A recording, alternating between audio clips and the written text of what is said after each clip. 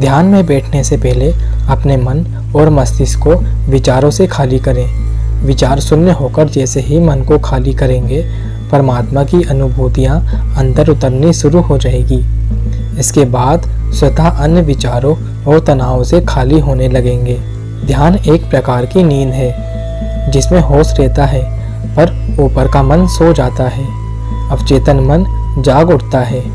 जैसे ही सोने के लिए आप अपने को खाली करते हैं, विचार शून्य होकर लेटते हैं और नींद आ जाती है, तब नींद में सपने आते हैं, क्योंकि ऊपरी मन के सो जाने पर मन की सारी शक्तियाँ खो जाती हैं।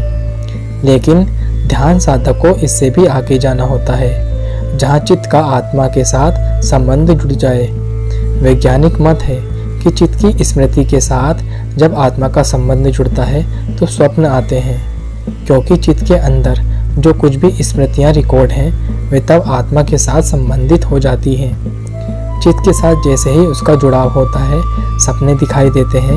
इस प्रकार स्वप्नों स्मृतियों के पार होकर आत्मा उस समय सूक्ष्म नाड़ी में प्रवेश करती है, परंतु उसी समय हम स्वप्न अवस्था से वापस नींद में आ जाते हैं। यही क्रम बार बार दोहराता है। यही क्रम ध्यान के प्रारंभ में होता है। ध्यान में गहरे जाते ही योग निद्रा व तन्मयता आती है, पर यह अवस्था देर तक नहीं रहती। पुनः हम वापस आते हैं, स्वप्न से जुड़ते हैं। तत्काल नया झोंका हमें फिर गहराई में ले जाता है। इन स्वप्नों के पार जाने के लिए साधक को शिवत्व की जरूरत होती है।